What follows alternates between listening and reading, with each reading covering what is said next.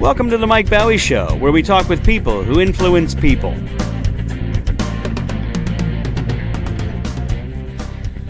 Welcome to the next podcast episode of People Who Influence People. And today I have a tremendous guest. I love her. This is Wendy Hausman. She's running for state representative of District 65. That is correct. In St. Charles County, Missouri. And that's exciting. So I want to talk about some politics today. I want to talk about some personal stuff. But let me ask you my favorite first question. What's it like being Wendy Hausman? Well, I think it's more like me being a mom. I think that's my first priority, and that's what I do. Make sure my kids are taken care of before I do anything else. So as long as I know where my kids are and what my kids are doing, I'm good. Do they often escape? Sometimes. I've got one. I know. So we have 4. You and Brian have 5 children. Yes. How is that? How is having 5 children?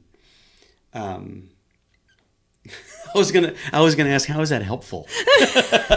Oh, it's helpful. It's expensive. But it's expensive and it's fun. So you guys, I know met when you were very young. Mm-hmm. Tell me about that. Okay. We met when we were 12 in 6th grade, going into 6th grade, and he saw me at a swimming pool. And which is ironic because our kids all swim. But he said he saw me across the way and he says, I'm going to marry that girl. At 12. At 12. He told his buddies, because I grew up in a small town. And so all of his friends, I knew his friends. And so like I asked him later on in life, hey, did Brian really say that? And he's like, oh, yeah, he picked you out. At 12 years old. Yes. That's really something. I know, it's crazy. It is crazy. Now, when I met my wife, I was 31 and she was 22. And I said the same thing. But really? You might expect something like that out of a 31-year-old. Yes. But a 12-year-old. Yeah. And then we stayed together. I mean, like we had little where we'd break up and, it's high school and all of that. But we pretty much stayed together consistently. We went to all of our high school dances together and then we went to college together. So, yeah. How old were you when you got married? My husband was 21 and I was getting ready to turn 22. Okay. And then you started having children. You're out of college. Yes. Okay. And you're out of college, and yes. he's working. And he's working, yes. Okay. And what brought you to? Because I know you grew up in Illinois. Yes. And what brought you here? His job. He was working for a lumber company, and we went from our hometown. We got married in our hometown, and then we went to Kentucky. We lived in Radcliffe, Kentucky. How long were you there? We were there a year. Kentucky's awesome. Yeah, I didn't think it was. You didn't think so?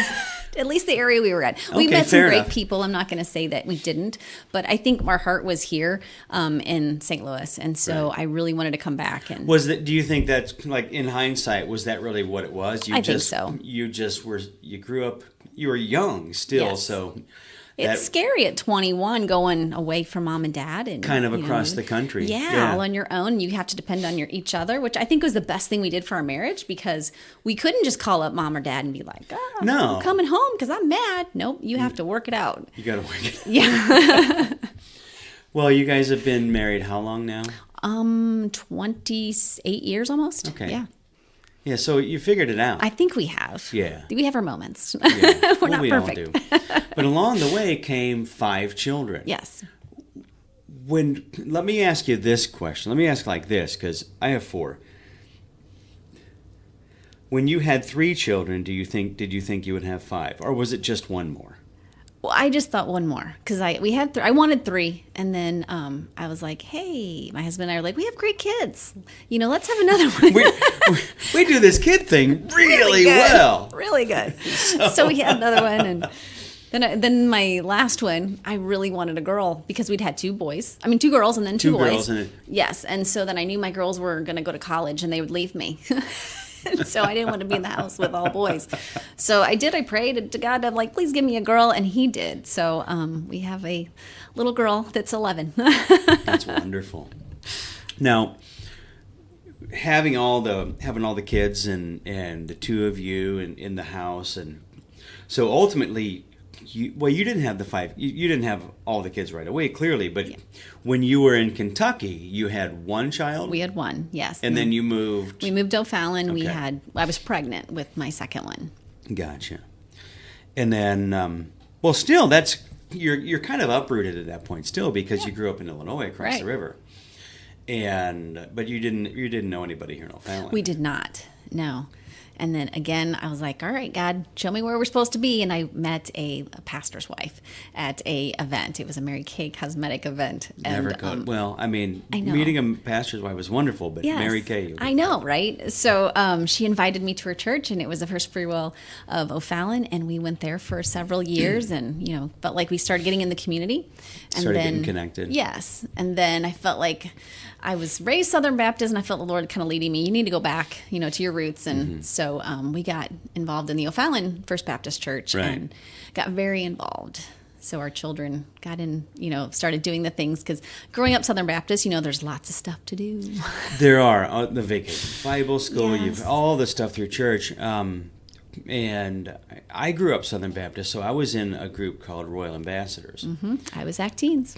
You were Act and Teens? GAs, yes. And GAs, yeah. So my friend in third grade invited me to church, and that's what started my faith life. Mm-hmm. And it's great to hear you mention your faith and praying. I say this in every podcast. This is not a Christian podcast. It's not that I'm renouncing that. It's just it never was meant to be. It's meant to be just people who influence people, and that's why I invited you here. But that's what really started your roots in St. Charles County, was just meeting those people. Mm-hmm. And it's so common that one by one you meet somebody in church, and then you meet somebody else in church. So how did your life change? So let's say we move past, you've had your second child, you're in church, and you're getting to know the community. How did that feel? Because you're still a transplant. Yeah. I started feeling at home. I think being Southern Baptist in that church, you just feel like, okay, because there's a lot of potlucks and casserole. Absolutely. Like that's, food is always a the fun basement. thing. Absolutely. So, and then people start taking your kids and, start making your kids feel like they're their kids. And so, you develop that family. And I think that's, that just creates community. Several of my guests so far have said, and of course this podcast is not about St. Charles County either. No. But several of my guests have said how incredible this community really is. And now it's easy to be biased about your community, but there are some communities around us that maybe don't have that feel. So what is it that you love? I mean, there could be a number of things, but first, top of mind, what do you love about this area? I would say St. Charles County is like a big, small town. People take care of each other. Mm-hmm. And, if something happens, a friend of mine was diagnosed with cancer, and everybody just came to her, feeding her and, giving her gift cards and just whatever she needed, they were there. And that's what our community is about. And that's what our group, I think that, even the chambers and, the different networking organizations that you and I are part of, we see that all the time. We do. There's a lot of benevolence and there's a lot of giving. And it's definitely heartening. What was the challenge that you had coming into O'Fallon with a couple of kids, and you and your husband are unknown? What were some of the struggles that you guys had? I think, we do have a severely handicapped child. And so that's our second one. And we didn't know that she was severely handicapped until she was around 4. Really? Yeah. Okay, so everything's normal. Well, she had hip dysplasia. Okay. So that did kind of, she was in the hospital, she had surgeries, and she had, for long periods of time. But they just said, well, that'll heal and then she'll be normal. And so that was kind of what we thought. And then we found out she has a genetic disorder. So that kind of changed our whole life and how we did things. Can I ask, what were some of the challenges with that? Because you as you had more kids, did that become more difficult, or did it become easier? No. She would be in the hospital, and I would drag my other kids that were with me, because I didn't have babysitters. Whenever you're a stay-at-home mom, you're in one income. Yeah. And so, your finances are pretty tight. Right. So you have to make it work. So there was many times where Madison would spend, a long time, weeks at a time in the hospital. And I would not let her, be there by herself. So when her dad worked, the kids were with me. And so you guys were there. Yes. And I was at the hospital with her, and I slept, at the hospital, and I would come and get the other kids, and then I would take them, back to the hospital at night, like we would just kind of change, and my husband would pick them up. And so, we made it work, and we made it always a part of the family. Right. So it was always, everything we do was family oriented, whether it was sports, it was a family, thing. Do you have any pets? I have a pet. I have a lab right now. Big? Yeah, big lab. I figured. Yeah. Black lab? Chocolate Yellow. Lab? We had a black lab, which was my favorite. Yeah. I love that dog. And then he passed. We got this other one, and he's kind of a pain, but, he's family. Yeah, for sure. Well, I hear you mention family. I hear you mention faith a lot. What else is on your mind? Or is that everything to you? I think that is, my community. I love community. working in my community. Yeah. I have a passion for that. I have a passion for people and just, working and, seeing what I can do to make it better. I think that's what I try to do every day. So that's a great segue. What inspired you to dive deeper into the community? So I know and I'm not even talking about the politics yet. So clearly you love people. You love kids. You gotta love them to have that many. But how did you feel yourself kind of moving into that more public or community-minded role? Or did you grow up? Did your family, when you were young, is your young life filled with memories of community? Yeah, I think so. Yeah, I was very actively involved in my school when I was in high school, and again, church. Church was always a big thing. Right. And so then as I became an adult and my kids started going to school and I had some more free time, then that's kind of when I started. And I guess, when my youngest went to kindergarten, and then my second one, who was severely handicapped, she went to college. And I was able to, have some time. And so I started working. And so that really opened the door to, what I wanted to do. And I did actually substitute teach for a little bit. Did you really? Yes. And so what's your degree in? What's your education? I do not have a degree, Mike. Oh, congratulations. I don't either. I am really, really close to. I have just a few hours left in my degree, and I did not finish. Nice. Good for, that's fine. I know. And this is my opinion. This is not necessarily the opinion of any of my guests, but education is the key, not the degree. Right. And I certainly didn't pursue anything that required a degree. That's true. And but what did you study? I studied political science. I minored in pre-law. Okay. And then my last year of college, I was pregnant. Oh, so, congratulations. I know. It was like, same guy forever. So Right. It happens. And so, I've heard. yeah. Crazy things happen I know. when you kiss somebody. Yeah. And so I was like, well, I can't go to law school. I have a kid now. And so I thought my whole life was over. And Really? oh, yeah. Was that devastating? It was very devastating. And but there was never any thought that I would not have her. So Right. I was going to have her. And so, I was like, okay, what do we do now? My husband, who was like not as upset as I was, he was like, well, we were always going to get married. What's the big deal? Right. So we did. And, I was like, well, I guess my political career is over because I always wanted to go into politics. Really? Yes. Okay, now we're getting somewhere. Yeah. So you had aspirations. Let me ask you, when you were 12, did you say, I'm going to be president? Yes, I did. Did you really? Actually. Awesome, I got it right. Yeah, well, there's kind of a little background story there. When I was a kid, I had all boy cousins. And so I was like the first girl in my family. My dad had a very large family. There was like 10. And so my dad's the youngest. And so there was all boys in all boy cousins. I was like the first girl in like 15 years. Wow. So I hung out with my cousins and we would play Army, and I loved playing Army. And so one day they told me that I couldn't play Army anymore because girls weren't allowed in the Army. Girls weren't allowed in the Army. Yes, because it was the 70s.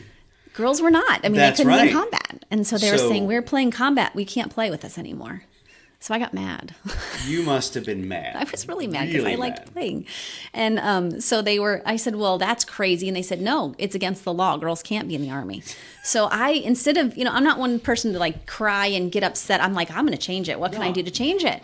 So I told them, I go, well, that's fine. I'll just become president and change that. And they began laughing at me again. And they were like, girls are too stupid to be president because there's never been a girl president. Oh my gosh. Do they realize the can that they open right then? Exactly, right? And then they went on to say, girls are so stupid they have to change their last name when they get married. And so that had a huge impact on me. That answered one of lot, my right? questions. Exactly. So tell our listeners what that means. I didn't change my name when I got married. I have 5 children. I've been married for almost 30 years, and I still, have my maiden name. Do people ask you, is this your time. second marriage? Oh, all the time, especially when I have which this many kids kids. were yours and which were his? Yes. Yeah, it's kind of funny.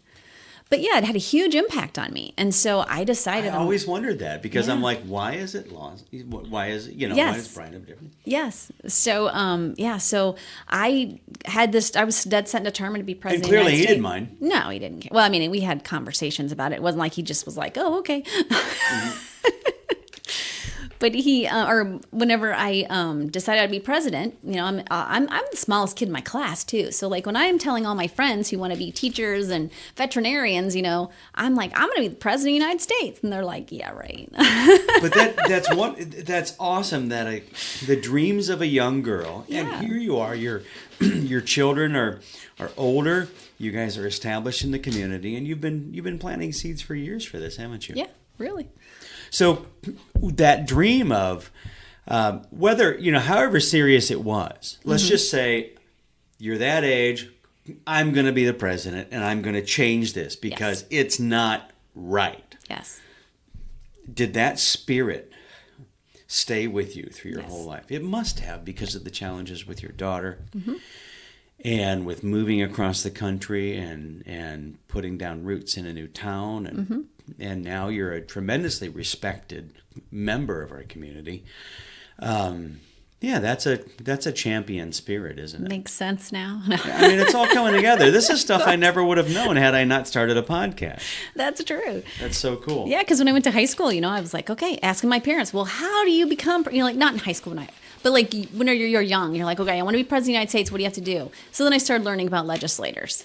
Right. And so that's when I really, started looking into it. And then as I got older and it was in high school, I was like, being a legislator would really be something that I could really possibly do. Well, that's a perfect role for someone who wants to make actionable, on the ground, feet on the street changes in their community. Right. So you're doing something interesting. You're going straight for state level. I know. Some people say, why didn't you start out somewhere else? And I thought about it. I had, considered running for, a different position.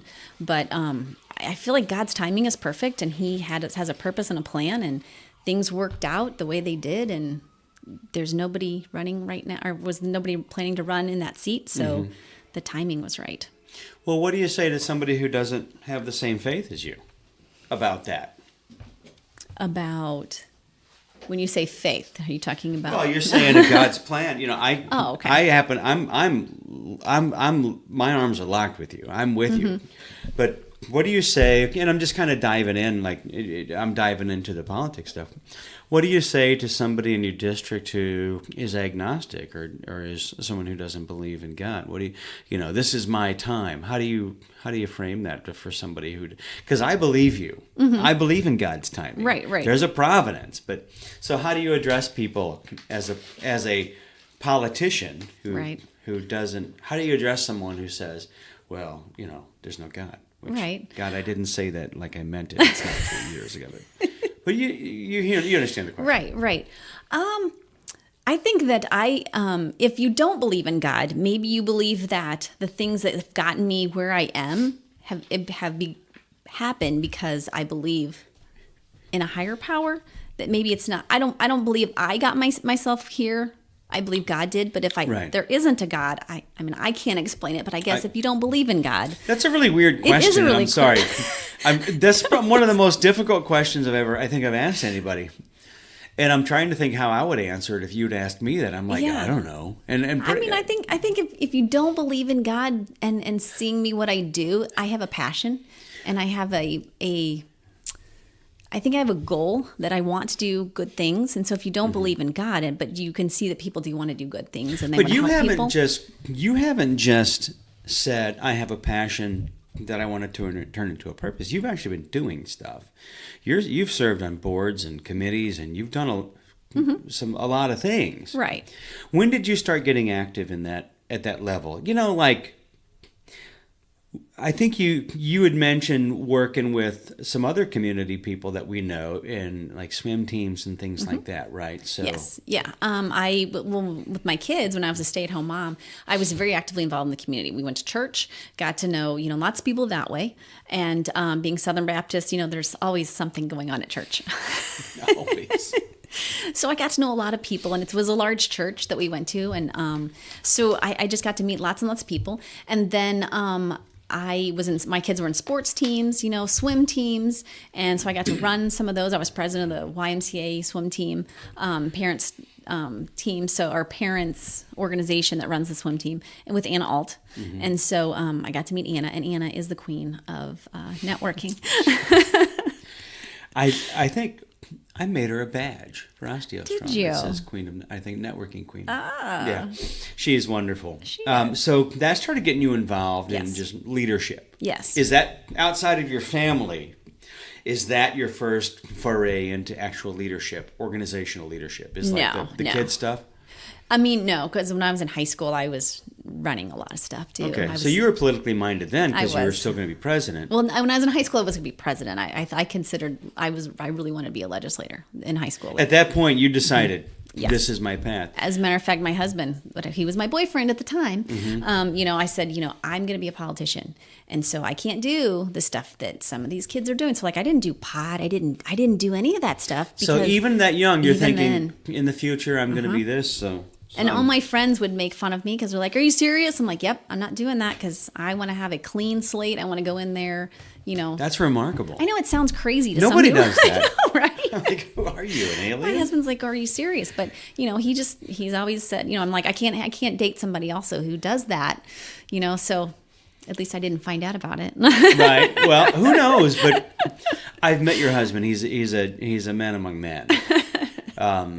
He's entirely too handsome, and he's a big, strong fella. Yeah. So you guys both have done well, clearly. But I'm really fascinated that at that age you knew that this was coming, and here it is this many years later, and you're really putting it into action. So you're in. I'm in. You're all in for not only your county, you're in for all the way down to the grassroots. That individual in your district, all the way through, and you want to take that to state. So for people who are listening who don't know what a state representative does, what does that role mean?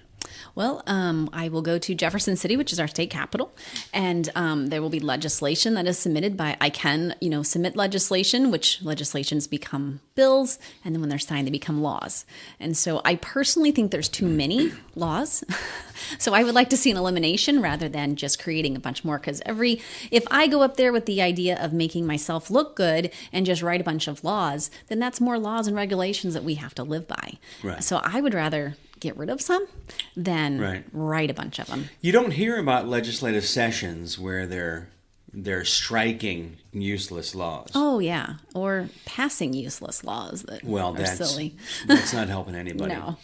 So we probably have laws on the books from 30, 40, 50 years ago that are certainly not relevant to today. A lot of the, many of the laws are clearly relevant. They're timeless. Right. Constitution, Yes. that from that framework on. But do you have a pet project law, or do you have a pet project mindset or framework? Because I think a lot of politicians might say, I'm the pro-abortion candidate, or I'm the pro-life candidate. Or do you have a mindset like that? Do you have a platform, or is it really just common sense community? Honestly, it's common sense community. I don't Yeah. really, I mean, of course I have, I'm a Republican. And so I do stand on those, what the Republicans stand for. So I mean that, but I think leadership is important. And I do think I have that ability to lead and to network and make sure that even the people who are across the aisle are heard.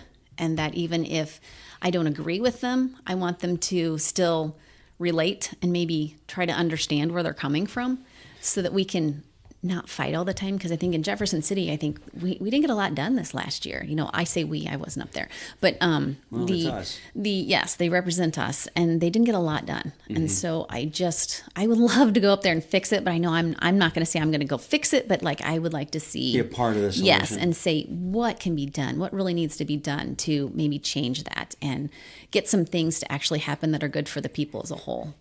So when you were young, you knew you were going to be a politician, but what was the inspiration for that?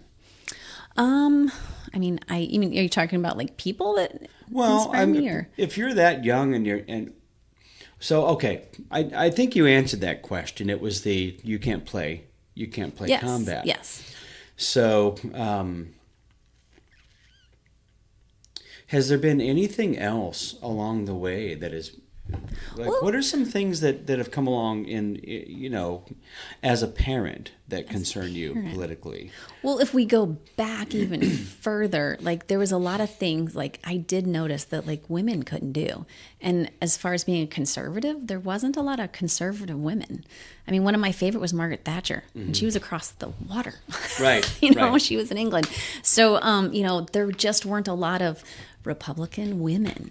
And so as a mom, as a woman who has worked with lots of other women in different networking organizations, if I do become a successful politician, I want to mentor other women and encourage them to, be involved and to be, a part of their community and to be a leader, that's okay. One of the things that I think, and maybe this is a little bit out of line, or maybe it's simply me not understanding something, but one of the things that I understand about women, aside from being the way smarter group of people, is they often don't use their voice. That's true. So when you say there weren't a lot of conservative women, I'm not doubting that at all.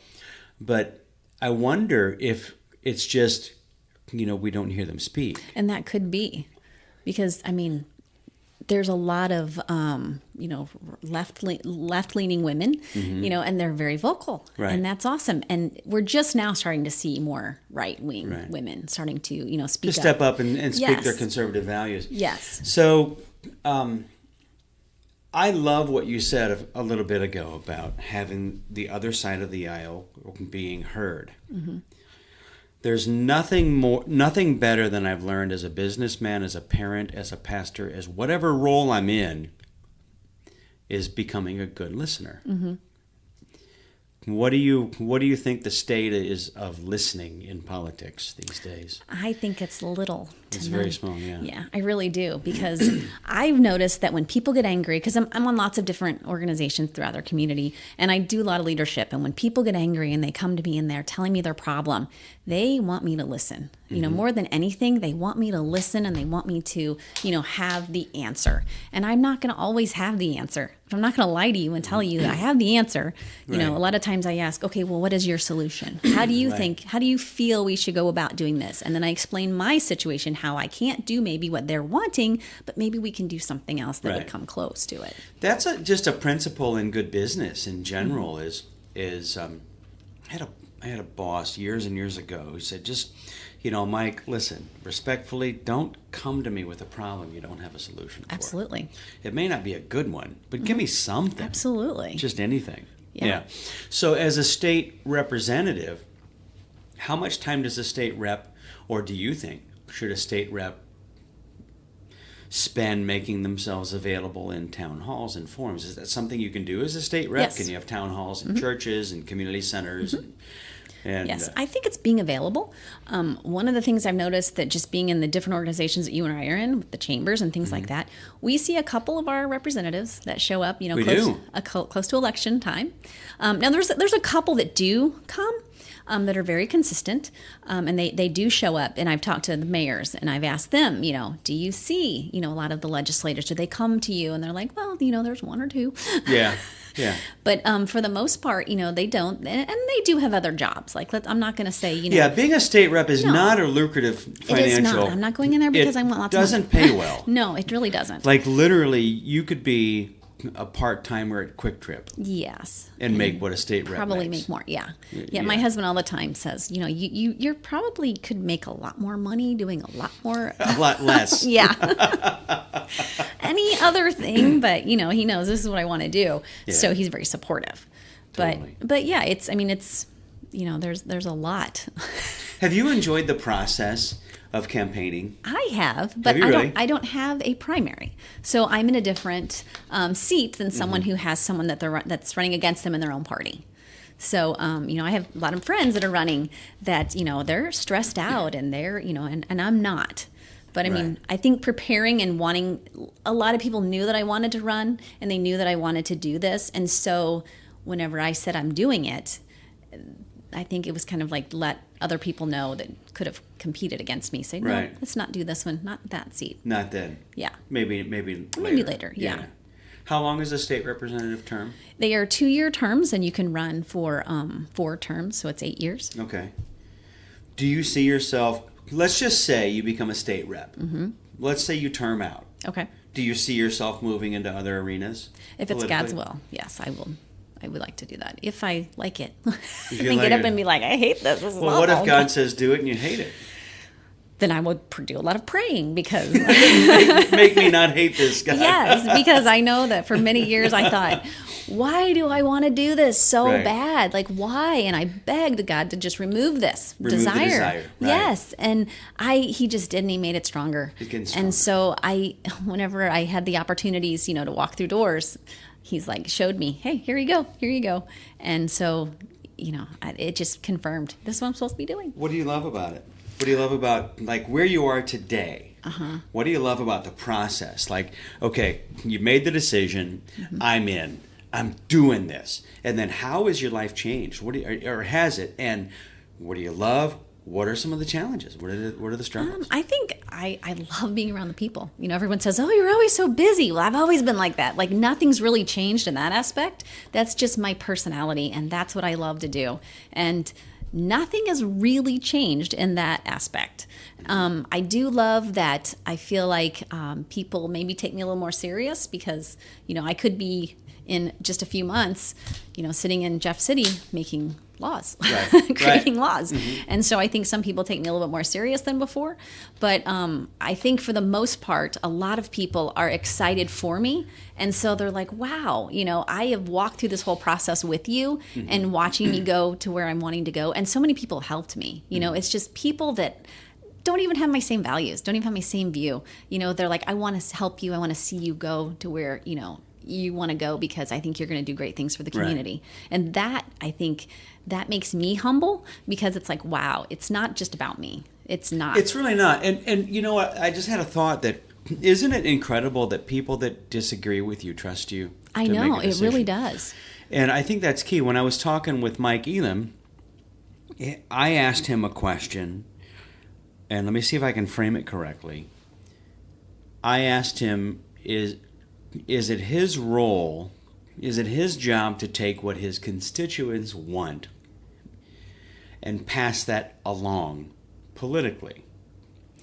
Or is it his role to make decisions for his constituents? And I didn't ask it just like that. Right, but I know where you're going with that.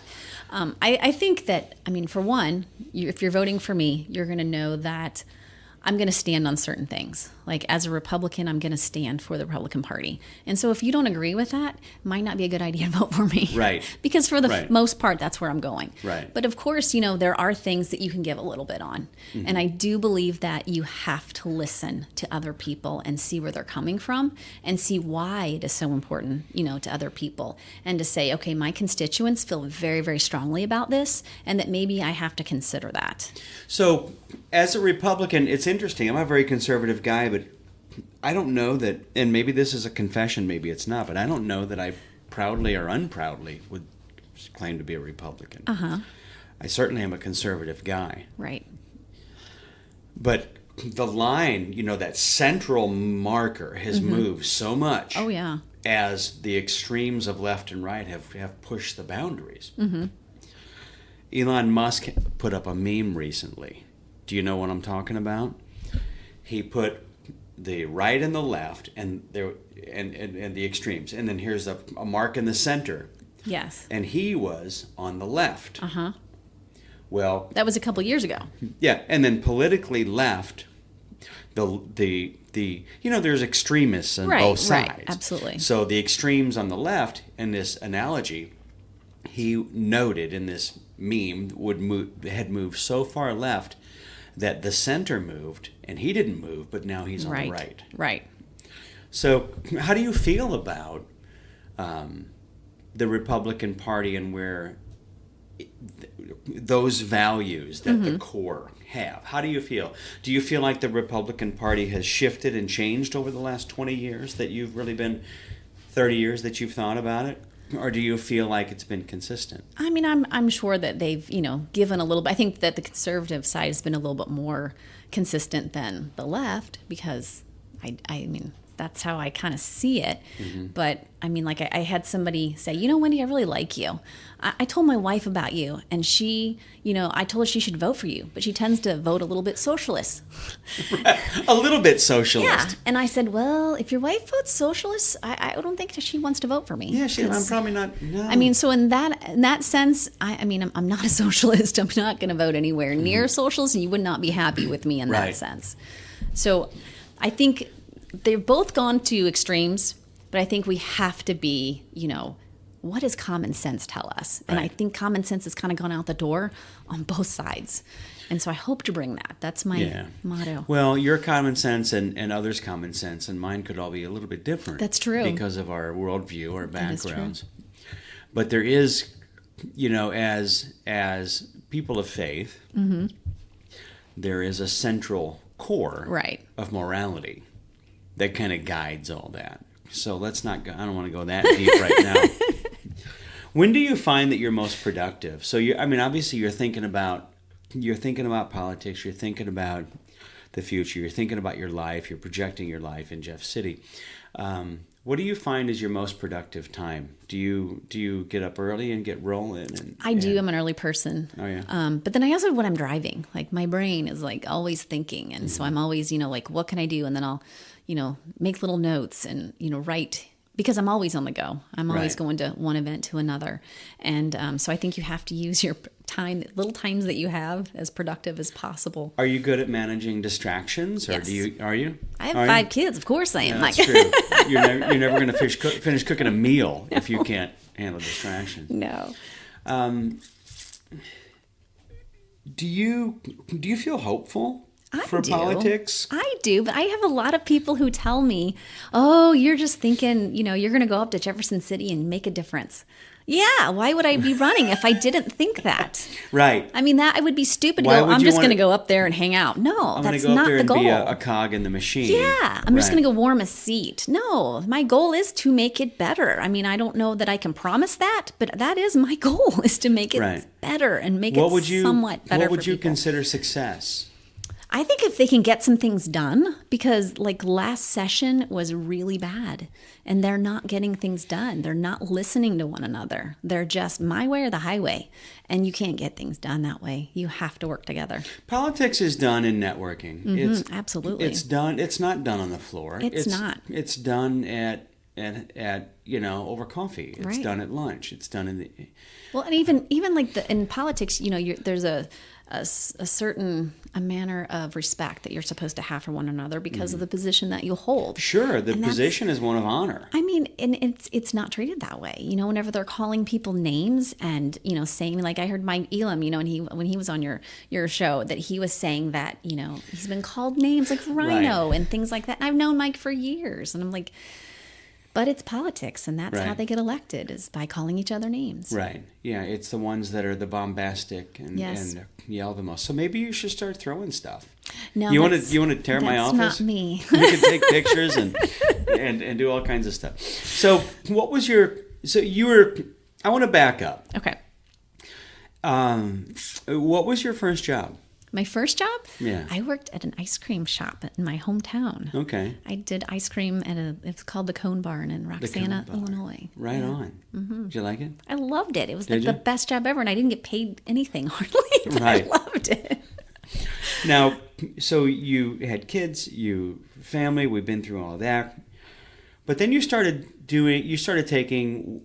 working outside of the home at Yes. some point. When did you start that? That was when my daughter went to kindergarten, and my other one went to Mizzou. She went to college that's handicap. And so I was like, okay, what am I going to do? And I did substitute teach for a little while. Mm-hmm. And so I did that for a while because I wanted to learn a little bit more about schools. Mm-hmm. Because as a legislator, I'm like, I need to know both sides. I'm a mom. I took care, my daughter had IEPs and 504s. So I dealt with that end as a parent, but I wanted to also see what it was like to be in the schools as a teacher.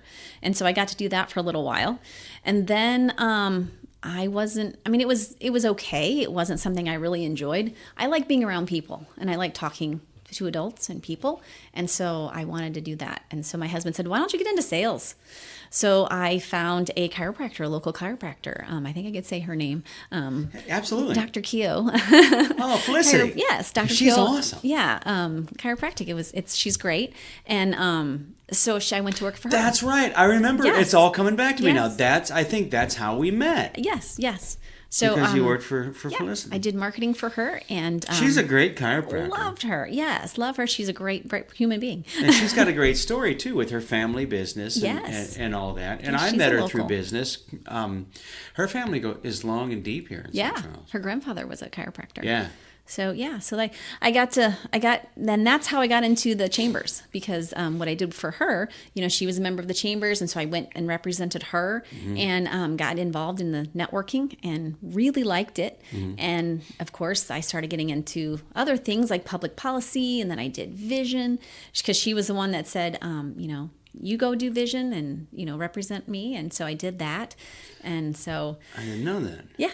So John Dawson also pushed her to try to convince her, like, this would be good for Wendy. Okay. And which is funny because, again, I'm praying, God, where do you want me to go? And how is this working in the whole scheme of things? And here John Dawson's like, you need to go do vision. And, right. Vision, you did vision. I did. And so, it does. It plays a huge role. You learn a lot about St. Charles County. Those are the steps that make somebody. Yeah. Those are all the steps. And all along the way, it's people. Yeah, absolutely. So I wanted to ask, what is it that you love about people? You're always smile. You always smile. You're always happy. Yeah. But I know where that joy comes from. Mm-hmm. But what do you love about people?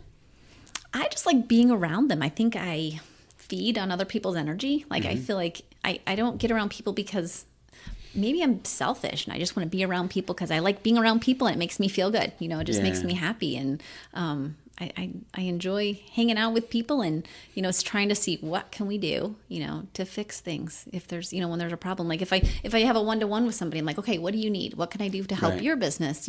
What will help you? Who do you need to meet? Who do you need to know? And I think that, it's just a part of, getting to know people better. What challenges you right now? What challenges me? Let's say politically. Let's say in your political career. What challenges you right now with the process, with where you are? Right. Do you feel like there have been some setbacks? Do you feel like there have been some successes? I feel like I'm sitting good right now again because I don't have a primary. But then, I see a lot of people trying to compare me to other candidates or other people that are already in office, and I don't like that because everyone says, oh, are you like this person? Are you like that person? I'm like me. And so I don't like to be compared to other people because I think I'm different. People have to compare. People have to tie bows around. Yes. Because especially if you say, I'm a Republican, I'm a Democrat, I'm an independent, then suddenly you're pigeonholed into this one thing. Well, how can you have an identity in a Republican moniker? Like what is it that sets you apart that makes you not those people? I think I listen. You know what? It could be that simple. I honestly think it is. I mean, maybe the others do. I mean, I don't want to, make them sound bad or anything like that, because there are some great legislators. I just think that mine is I listen and I want to connect with people. And I think I'm very easy for people to come to me and talk to. And so, I'm not going to be Wendy Hausman, the representative, no one wants to come. No, I'm just Wendy, Well, if any of you listening don't know Wendy, get to know Wendy. Because she's very, very approachable. Thank you. Very much so. What would you define as success in the role of politics? I think if you can make half of the people happy, that's success. You know what? With the way polls are, it doesn't matter who is in office. No. It seems like most people are unhappy. Right. But that's not a political problem. No. People's joy is not a political problem. No, it's not. It But I think never was. In 20 years, if I can, look back and say, I made a difference, that will be worth it. Well, you've already made a difference, though. You have. I mean, look at your children, your family, your husband, your community. You've made a difference. So what is there left to do? I guess there's never enough. There's never enough, is there? There's a song called that, right? What? This isn't a fair question. Okay. What's something about yourself that you're working on? That I'm working on? Yeah. What are you working on? I'm always working on my faith, my relationship with Lord. That's something I do on a daily basis. Yeah. But for me, right now my head's really focused on this election. Like you're hunkered down. I am. I really am. And, everything I do and I think of, being in marketing, I think, how am I promoting myself? What am I looking like today? How is it, on social media? What is, going on? So I think, that's where my focus is. And I love it. I think it's a fun place to be for me. And so I'm in my happy place. Okay. Do you, let me ask some personal questions. Okay. Would you rather stay home or go out? I like to go out. Okay. If you could meet any celebrity, dead or alive, who would it be? Dead or alive? Any celebrity. Any celebrity. Oh, wow. I'm not really excited about celebrities. I'm not either. Sorry, that's a dumb question. If you could eat only one food for the rest of your life. It'd be chicken. Chicken? I love chicken. It's got it all, doesn't it? It is awesome, and my husband hates it. Are you serious? He's not a fan. Of chicken? Yeah. He's a beef guy. All right, fair enough. Fair enough. This is one of the questions on my list, but I already know the answer. If you could have any career in the world, what would it be? It would be a politician. It's a politician. I've been working on that for a long time. Have you traveled much? My mom was a flight attendant, and so when I was a kid, and so I got to travel more when I was a kid. Right. But just because my son played ball, so we did do select ball, and we got to travel a little bit with that. But I love Missouri. I'm from Illinois, but there's no better place. My wife is from Alaska. I'm from here locally. I'm from a town called Hawk Point. But I've been in this area my whole life. I'm quite content. Yes. Staying here. I love Missouri. I love Missouri. I don't know why anybody would want to leave. Oh, I don't even know if I told you. I'm actually taking a role with my city now. Oh, I did not. I'm starting my political career. Really? I am, but I'm joining a board. That's awesome. At my city level. That is good. People should do that. They should. People think you have to go big, No, you don't. You start. There's a lot of different things. They need good people. Right. And I always say, if you can't complain, or you can only complain if you do something. Right. If you're involved. Now, I like the idea of politics. I didn't when I was younger. I got really frustrated with it. Yes. And then I rejected all politics. And then I realized, oh my gosh, we need people that care about politics. So I think it's fascinating, Now I've met some of our state reps. I've met some senators. I've met Governor Parsons, great guy. You're going to be a state rep. We've got some county council. I know some city council people now in O'Fallon, and it's interesting, growing into this role. And I'm excited to be. I'm excited to know people who Right. care Yes. about their community. And I think that's one of the traits I think so too. that makes people jump and go forward when, like, you're not going to get paid a lot of money. No. Like, I know how much. And you don't do this unless you really want to affect change, or unless, I mean, there can be nefarious reasons. Right. I mean, you can have, you want to make yourself, think you're bigger, better than what Right, you or you are, want but- connections for business or Yes. whatever. It can be. Or if you have other goals, Right. But you really have to care about something other than you, I think, to be in politics. So that's good politicians anyway. Well, yeah, and there are bad politicians There too. What are some things that you would like to see happen in St. Charles County? I've gotten involved a little bit more with the conservation. And so, I know they just opened up the Blue Way. Have you heard about that? I know about the Blue Way, and it's so Yes, funny. I'm 'cause excited. I'm thrilled about it, but I get distracted by shiny things. Yes. As soon as I saw that Blue Way, I'm like shopping for. I know. I'm totally shopping for kayaks, man. We've got one. And I'm like, You can borrow it. can I just rent one? You can. I'm the guy that would go out and buy like 6 kayaks Yes, for my whole whole family, family. and we'd use them like 4 times. Yes. I'm gonna rent my There kayaks. you go. They have those little trailers. I know. Yeah. I'm gonna rent them. Yes, because I think that's cool. And my kids grew up, like they love hunting, and my husband's a big avid hunter. And so, that's important to them. And, Yeah. just keeping St. Charles County, I mean, we're growing like crazy, but we do have to keep, certain areas in the natural form. Totally. We need that. We Because need that's that. why some people visit, and that's why some people live here and, move here. And so we need to keep that. I agree. I think the mindset that, here's a thought. We want to welcome anybody that wants to come. Mm-hmm. And we gain about 6,000 people a year. Right. But at some point we'll run out of room if we keep doing that. Yeah, but people move. People move out. People pass away. People pass away. People. I mean, Yeah. like a lot of the kids. I'm like I have 3 adult children, and they've moved. They don't. They don't live here. So Yeah. I mean, I think we'll be okay. We'll be okay. What are some things you'd like to see in St. Charles County?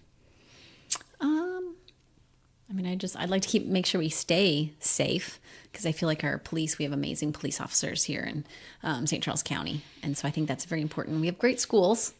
So I mean, I like it how it is. Yeah, there are some challenges, but what there's a lot of dissent about school boards, and we've gone through some changes and Right. and some of that. But overall, we've got it good. We really do. I love St. Charles County. There's a lot to do for a lot of people. Right. We have a lot of great charities too. Oh yeah. What are some? Are you involved in any charities right now to speak of? Yeah. I'm right now involved with FAST, which is the Foster Adoption. Foster Adoption Support Team. I don't know that one. You've not heard of that? No. Oh yeah, Jeff Marshall. He owns the Minuteman Press that I work for. Yeah, Jeff's a great guy. Yes, he's very actively involved He in is things. Minuteman Press. Jeff is a true community statesman. That's why we kind of worked great together. Whenever he asked me to come aboard, it was like, this is a good thing for us. Yeah, he is.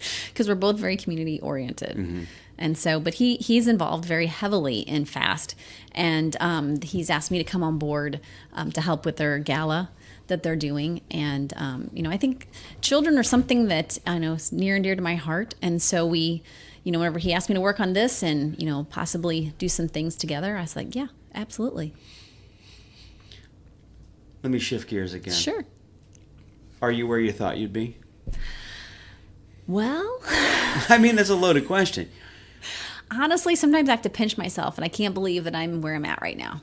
Like it's because I thought there would never be. I was like, there's never going to be a chance for me to do this. Because I remember when I first thought about doing, like, seriously thought about running, I sat down with Anna Alt, and I sat down with her, and I said, she goes, Wendy. That was when I was working in sales and exclusively, and she's like, you're not really happy with what you're doing. She goes, I know you like it, but that's not what you really want to do. Yeah. And I'm like, how could she read my mind? And she said, what do you really want to do? And I said, you know what? I go, this is the first time I've said this openly and publicly. I want to run for state rep. And she was like, what are you doing about it? And at that time I was doing nothing. And so it kind of made me mad. Yeah. I was like, Anna, why would you ask me that? But it was so you were mad at her. I was mad at Anna. Yeah, why? She knows that. Yeah. And but then that was the best thing, that she could say to me, because it really made me, okay, you need to get your act together and you need to start focusing and get involved in the areas that you need to, they'll get you where you need to go. There's a thing among men, and I'm sure your husband knows it. You may know this. It's not a secret, but it's iron sharpening iron, right? Mm-hmm. That's a big thing in the faith community. It's a big thing among executives and leadership, and really men holding men accountable. Mm-hmm. And it's exciting through some of the local groups like Little Black Book, and through some of the networking opportunities we have here, and probably in other amazing communities around the country. But to see women, really challenging women, like, what are you doing about it? Right. Well, and dudes do it all the time, and not being mean, but it was the best thing that she could have said to me. Right. Right, because it really pissed you off. It did, and I've talked to her about it since, but I'm like, that was one of the best things, right, that you could have said to me, because I needed to get my head out of the sand and actually start doing something. So when you were challenged, when she challenged you, and she's thumping you on the chest, going, "Put up or shut up." Yeah. And what was that decision like for you? Tell me about that experience, that process of being angry at Anna. And we love Anna all. We do. All of us get angry at her, and we all love her. But forget that. Right. That process of that self-reflection, like, what am I doing? Yeah. Like, tell me about that. And what did you do about it? Well, I was like, okay, I have to do something. And of course, the first thing I do is pray. Right. Because that's what I do. And, then I was like, okay, God, just show me some people. Start opening doors so I can see where I'm supposed to be going. And, my husband came home one day and was like, hey, I just met our state rep, and he works in my office, and he wants to meet you. And I was like, whoa. So I got to meet him. And he was running, and so I wanted to learn. How do you go about doing this? Nick Schroer. Okay. And so, he actually let me, go knock on doors with him and let me go to events, and, I'd take pictures for him and just kind of learn the process. Be in it, just swim it, right? And I was in cloud nine, because I'm like, if I never do anything else, this is so awesome. I love this. And I was just so happy to do that. And then I got involved a little bit more in the GOP, or the good old boys, or the good old party, the Republican Party. And then, we started a women's organization here in St. Charles, and it's called the Federated Republican Women of St. Charles County. And so to be a founding member of that, because there was another organization, and they're older ladies, but they just have lunch and they discuss politics, but they aren't really proactive, I would say. And so I was really looking for a group that was proactive, something that was pro-women, that would help women get involved. Mm-hmm. And so we started this, group, and it really has just taken off. And we've got women who are running for judge. We've got women who are aldermen. We do. Yes. Tell me if I'm misspeaking, but I think there are more women on the ballot now than ever. Oh, I agree. Well, there's no right now. And that's like in this season, like the last years, couple of years, like nowadays. Right. There are more women involved in politics. And that's good. Important. It really is important. My wife would never run for politics, but my wife has strong opinions. And we need people like her. Like, we need those women in the background to, support other women who do want to do this and have that passion. And those voices. And I think of it as a husband, as Christine's husband, not as Mike, but as Christine's husband. That guy, Christine's husband, gets a lot of wise counsel. Oh, yeah. From her. Absolutely.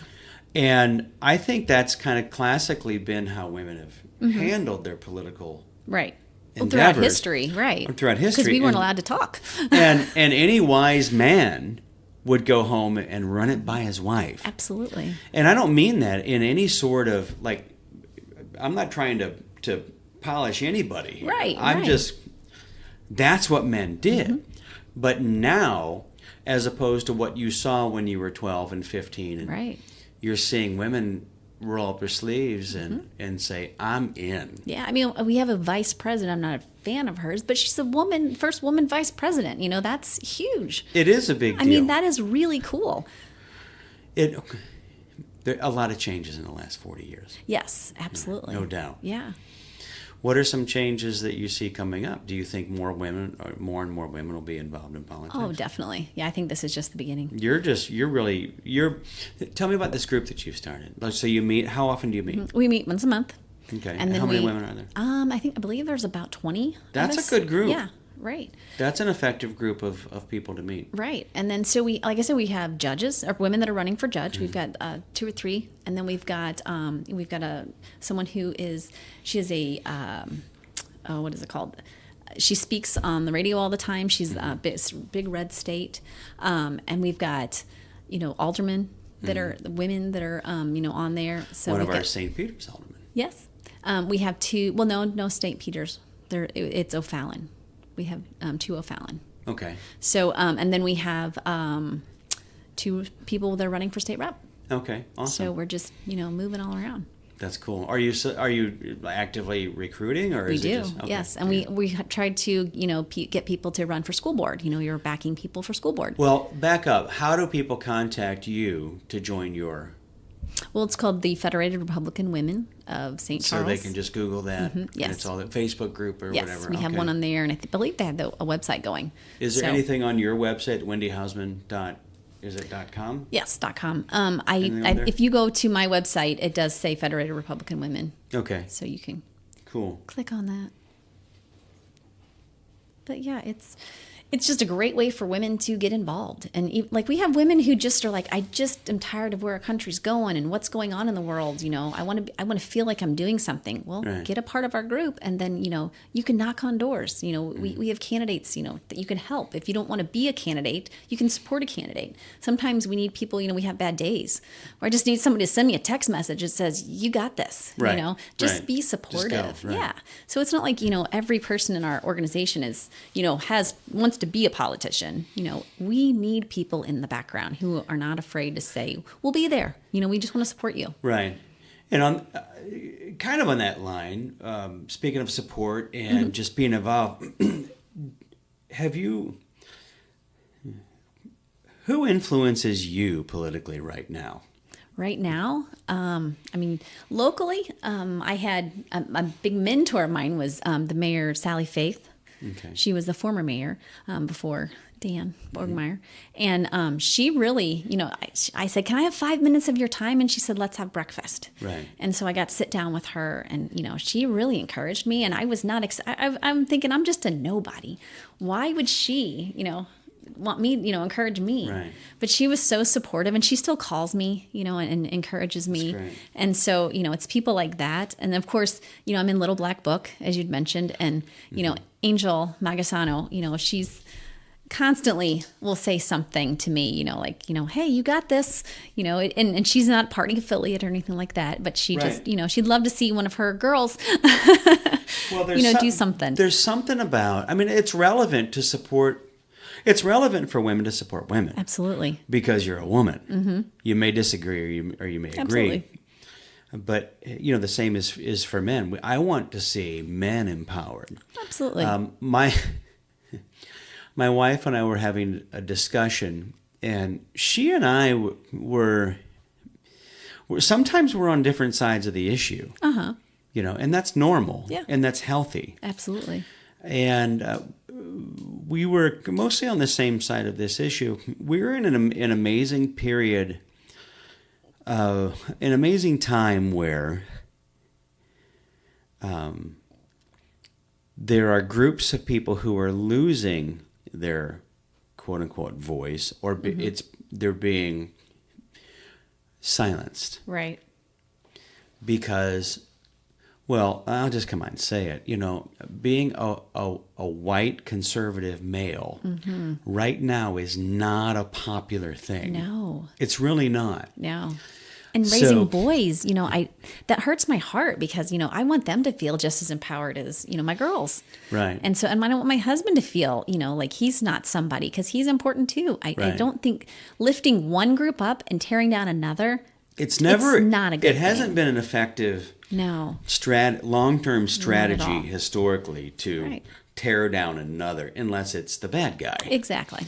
But the bad guy is never a race or a gender or a class like Right. that. It's never a class action thing. So often it comes down to just good fighting evil. Right. Right. And there's good and evil in every group. But Right. being a white conservative male, others you may or may not identify, because you certainly identify as a woman. I do. And she does. But it's interesting, especially coming back into politics for the last 10 years or so, seeing that, and maybe, I don't know, maybe it's a good thing to lessen that. Maybe it's not. I'm not going to solve that today. Right. But I know that including more people's voice is a good thing. And excluding people for any class reason Absolutely. is wrong. Right. So bringing more women into politics is a big deal. And it doesn't negate men. I think it certainly just doesn't. gives us a seat at the table. Yeah. And being at the table is important. Any group that allows dissent to be heard allows the opportunity for education. Absolutely. So that's exciting. It is. What are some things that you want people to know about you? Like beyond what I've asked? Like, Right. silly stuff.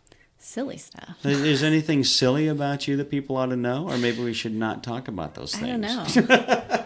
Are you a silly person? Do you like slapstick comedy? No, not really. either. I'm pretty dull. I listen to Pretty you. boring. I don't think someone who has 5 children, who essentially was proposed to at 12. At 12, yeah. At 12, who has successfully raised a special needs child in the midst of 5 children, who helps people in the community, who has a strong love and desire of people and sees the good in people.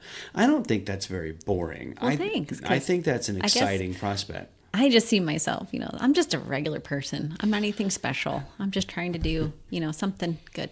That makes sense.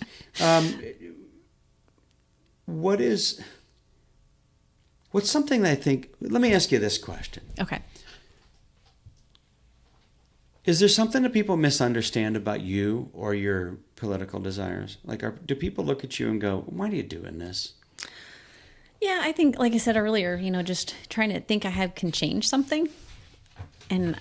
But are there people that are questioning you, like, can I do it? Yeah. I Or think no, like, I why probably- are you doing, like, seriously, why are you doing this? Why waste your time? I think I probably am my worst, the worst person to critique myself, because I'm probably sometimes ask myself, what are you thinking? You're not qualified. You shouldn't be doing this. And I have more people tell me, this is good for you. I can see you doing this. This is your, thing. Does that make sense? It does make sense. Those voices are so important. Yeah. Everybody listening can think of a time in their life where they've maybe stretched their neck out and thought, man, this may not end well. Right. You know what I mean? Yes. But I've been blessed. My friends are just amazing here. And I think that's why I love St. Charles, and I want to do something good for it, is because of the people. Right. I mean, they've just been, I'm just amazed at how many people have come out and just, said that they support me. And I knew I had friends, but I didn't know how many. Right. Like, I was just kind of shocked. Are you, this isn't fair either, but are you getting the support? Are you getting the financial support you need? Or people you can always use more. There you go. But let's be real. Yeah. But people have been amazing. Like, when I have events, But you didn't have they to show spend up. money on a primary. No, that's true. That is true. Like, if I did, I'd probably need a lot more. Yeah. So. Are you a reader? Do you read? I do read a little bit. What do you like to read? I like nonfiction. I love history. I was just last week with Anna Alt. I see a thread here. Yeah. At the St. Charles History, there's a historical society, and I got to go there. You saw pictures on Facebook. I did. And I just love learning about, the history of our town, and, just everything that's like how we started and how we began. I just get excited. It is exciting to think about where our town has come. My family goes way back here. Yeah. So, does your family go way back in your town? No. Where are you guys from? I grew up across the river, Right. but like my dad's family came from Germany a few generations ago to Kirkwood. And then they split off during the Civil War. So like literally a portion of them stayed in Missouri and the rest went to Illinois because of slavery. Wow. And so that's why I was in Illinois. So I mean, it's Gotcha. weird. We're about the same time frame, probably a few generations from Germany as well. And we've got Sparta, Illinois, and here. But we're not a big tribe. We've got a few pockets, but Yeah. Because my daughter went to Western Missouri and University, and there were some Hausmans there, and she's like, "Mom, do you know where these Hausmans are from?" And I'm like, "Yeah, those are the ones that broke off, that stayed here." And That's cool. I know, it's just kind of weird because they spelled it the same way. Did you have? Does your family support this political stuff? My immediate family does. Yes, they. My children. I mean, whenever I said, "Hey, Mom's going to run," Yeah, I mean, like I'm talking about your parents and what do they think of this? I mean, they're proud. They're like, I don't know if they really thought I'd ever. I mean, I talked about it my whole life, so they've got to finally be like, "Oh, wow, she's kind of doing it." Yeah. But I mean, other than Do you that, see your parents? I do not. No, my mom lives in Hawaii, and my dad lives across the river. So. Oh, gotcha. Yeah. Yeah. So, gotcha. Yeah. Totally get that. What's something you're looking forward to in the next year? I am looking forward. I mean, I haven't even thought about that in all honesty. I'm just like so caught up in this, this election. You really have been hyper-focused, haven't you? I have, Yeah. yes. I'm very, I mean, I don't Yeah. even know if Jeff would, my boss would say that I've been doing a good job for him. Of course he would. Yeah. Because it's a lot of, you're constantly thinking, what do I need to do next? What do I need? Where do I need to be seen next? Who do I need to talk to? What event should you go to? Yes. You go to a lot of events. I do go to a lot of events, and I love them. They're fun. Yeah. And so, again, being around people, it's what I do. So now that you're hyper-focused on events and being even deeper, I know you love people. Clearly that's a thread from, you love people. But what's something that you've learned about people in the last year or so since you've really been pursuing this role? I think that everybody just kind of, like a lot of people, they don't get politics. And so when they see me, I think if you don't know me, you think, oh dear, she's a politician. She's Right. going to talk. And now I'm probably not going to like what she says. But then once I get to talk to people, even if they're on the opposite side, like I've even had Democrats say, I like you. Yeah. And I think that, again, I think it's listening. I think it's just hearing what people are saying and saying, I may not agree with you, but I hear what you're saying, and I understand your feelings and where they're coming from, and I think that, and then just being in the community. I mean, like I want to learn, I want to know, so that whenever I'm in Jefferson City, I can understand, why is this important to our area, and so. I've been to a homeless shelter to learn, why is homeless? I didn't realize homeless people were, that much of a problem here in St. Charles County. Yeah. And there's a lot more homeless people. You don't see than we homeless thought. people here. No, but they're And there. once you understand Yes. how that works and you understand where they are and you Right. understand why we don't see them. Yes. But we do have a tremendous support system set up, several groups Yes. that support homeless people here. And it's interesting that we just the other day driving down the road, my daughter asked me, why is that person on the corner? Like, well, they're asking for donations. Right. We don't see a lot of people. Right. They're really kind of off, but they're there. Absolutely. And they desperately need help. And even though those people might not have a permanent residence, they're still, one of my constituents. Oh, totally. And so I have to think about them as well. Right. I can't just go, oh, I'm only thinking about the tax-paying dollars, because Right. It's not the I case. do. We have to think about all people because Yeah. every person matters. What's something that keeps you up at night? I have to think about that one. Probably, I don't, I mean, I'm obviously my feelings get hurt when someone says something mean, about me. And so, again, whenever I hear things, I just, immediately I'm like, all right, Lord, help me through this, help me get over this, and, help me to, not take it to heart, because, and I tell my children that when I first got involved in this, I'm like, look, people are going to say mean things to mom, and they're going to say ugly things. And that's okay, because, people say things that whenever they're hurt, whenever they're, they're mad or they're angry about something. So it's okay. Let me handle that and let me take care of that. They spit at Jesus. And so I have to remember that, and he was, people adore and loved him, before the week before, and then they spit on him the next week. And so if I can take, a few people saying some mean things. Oh, she's that's whatever. Nothing. It's nothing. Yeah. And so, I got to remember that, and I got to keep my focus. So what's one of your proudest moments over this process? Over this process? Yeah, let's just keep it in politics. What's one of your proudest moments when you made the decision? I'm running for state rep. There's a seat available. I'm in. I'm going. What's one of your proudest moments? I think whenever the people came out, and like I had my party, my first party that I had, and people came out, and they... Was it one of those, they like me? Yes. They really like me. Yes. And, because I came out really early, and so I was like, oh, is this going to be good? Is this, am I doing it too early? And it wasn't. It was good, and I had my friends, and, that was a good thing. It made me feel good, because, like I said, I knew I had friends, but I didn't know how many. And so it was really nice that, they came out. Do you have any fears about being elected? I have a fear of disappointing people, and I know that's going to happen because I'm. Well, if you accepted a name, meaning a Republican, and there's a non-Republican, you're going to disappoint about absolutely 47 to 52% of the people, or something like that. And I know that, but I mean, are you prepared for that? I think I am. I think I am. I mean, does it hurt? Absolutely. But I think I'm a human, and I have to, take that, and I have to be compassionate about people that are angry at me or, that I've disappointed, because that's a part of the job. Well, there's certain things that you're not going to vote on. Yes. Because it's not a state rep's job. Right. Oh, absolutely. Like talking with Mike as a county councilman, he's not voting on abortion but I will be.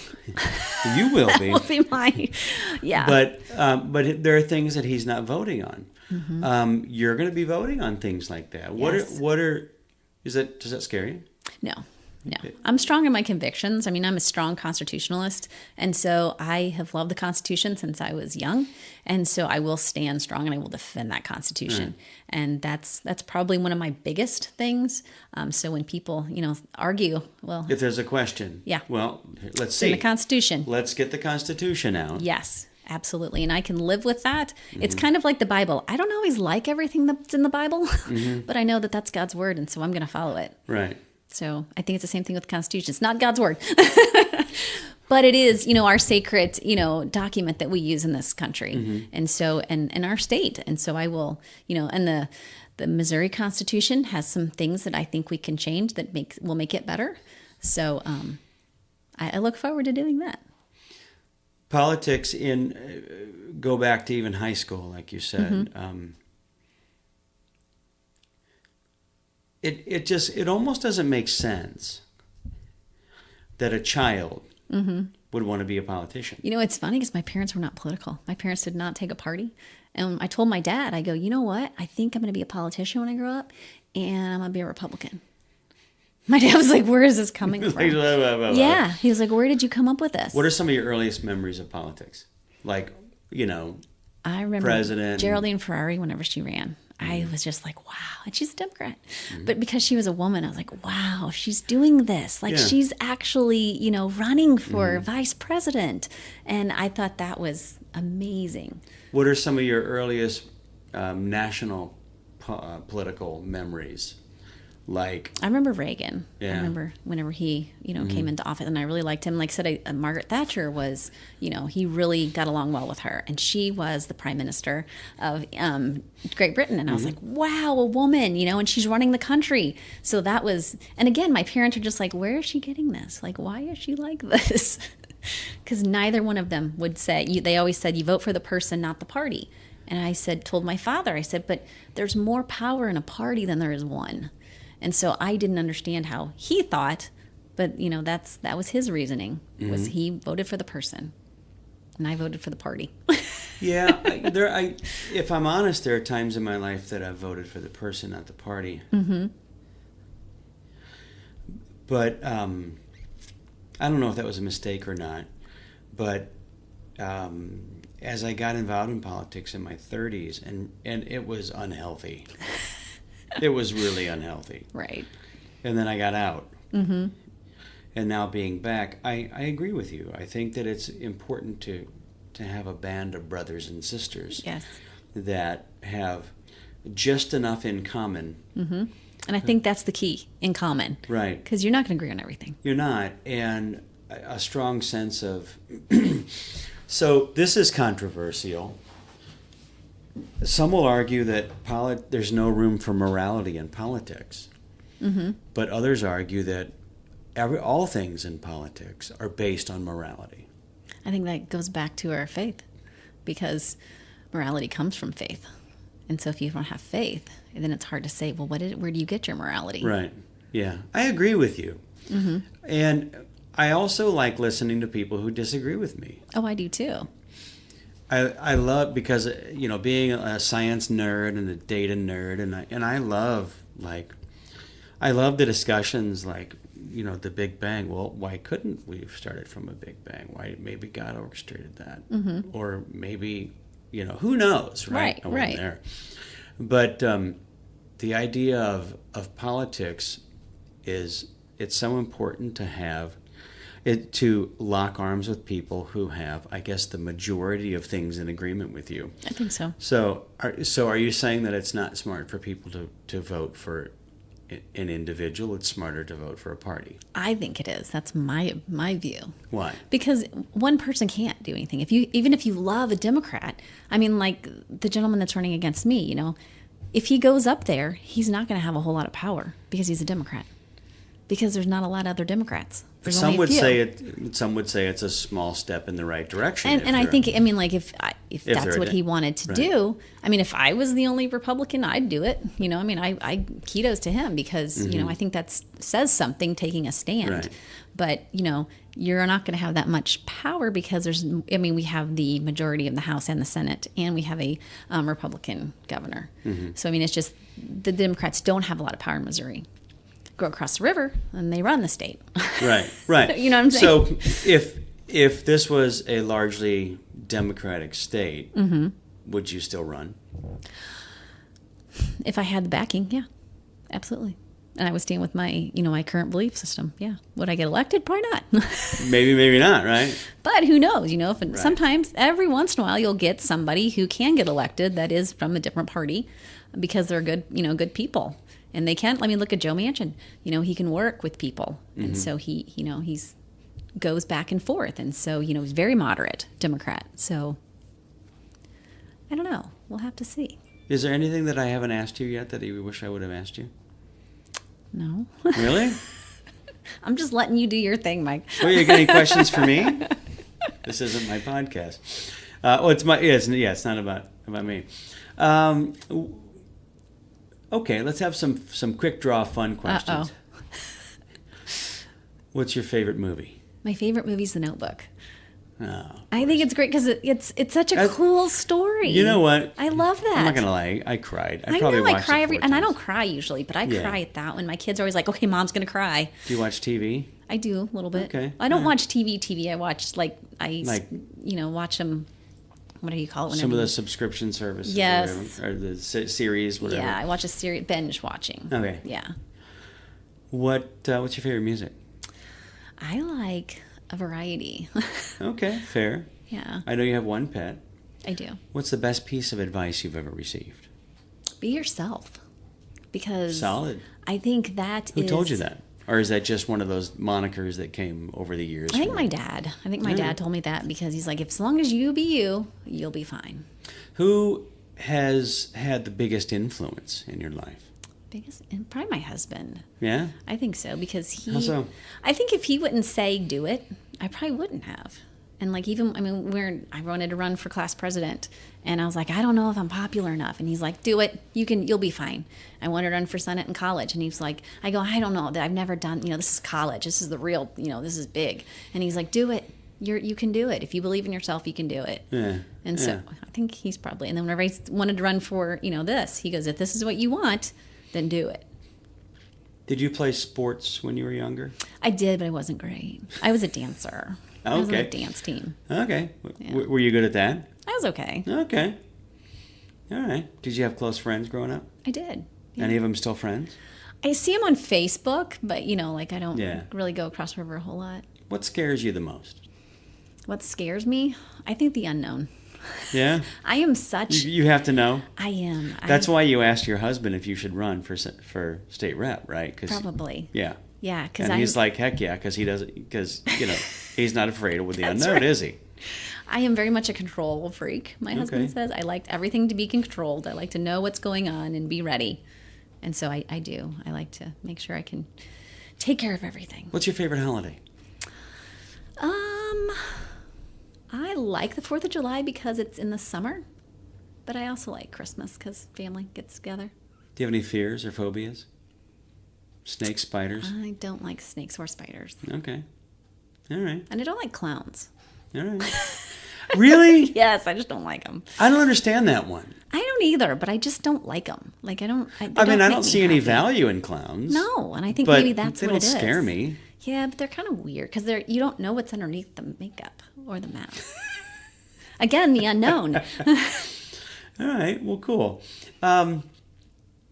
Here's a question that I know the answer to, but I'm going to ask you. Okay.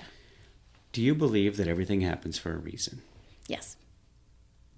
Because I think God has a plan, and I think now being almost 50 that I can say that with confidence because I've seen how God's just changed my life and made me exactly who He wants me to be. Mm-hmm. And there's been a lot of struggles and a lot of things that I'm like, why did I have to go through that? That was really tough. Yeah. And then you get to the end of it and you go, okay, I see now, why. God. Yeah. That's what you're doing. How do you define success? I think success is what makes you happy. Because I think when you're in a happy place, then you're successful. And I think there's a lot of people who thrive to get to a feeling of happy, and they can't find it, no matter how much money they spend, how much time they spend, Mm-hmm. because they aren't happy within themselves. That's fair. Totally fair. Yeah. What's one of the most important lessons that you've learned in life? Oh, lesson. You can't be fake. You have to be real, because fake will always catch up to you. Mm-hmm. So I think if you just be who you are, then everything kind of works out. So, if I'm hearing you right, Mm-hmm. and tell me if I'm wrong, Uh-oh, what I walk into. but you're saying that being real, Mm-hmm. having integrity, Yes. is one of the most important lessons you've learned in life. Mm-hmm. And you desire to move into a vocation that is so often absent and void of authenticity Yes. and integrity. I'm not going to ask why, because we already know why. You're motivated to make a change and make an impact. Mm-hmm.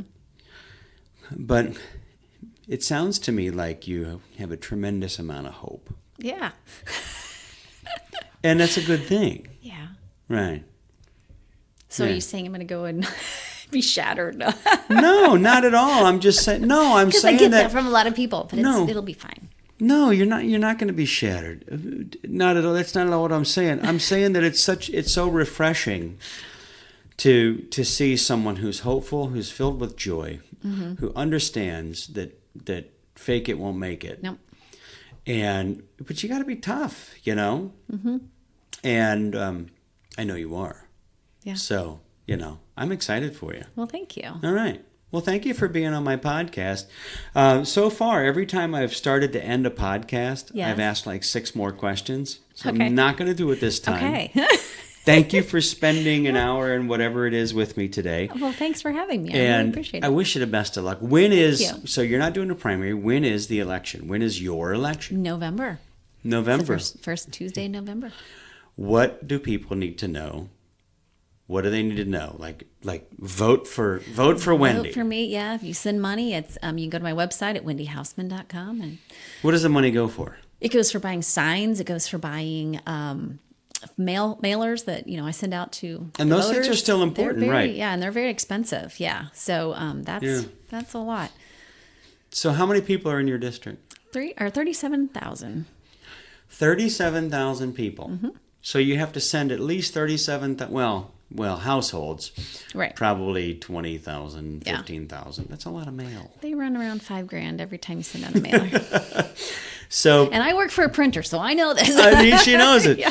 So if you support what Wendy supports, this isn't something that you can sit down.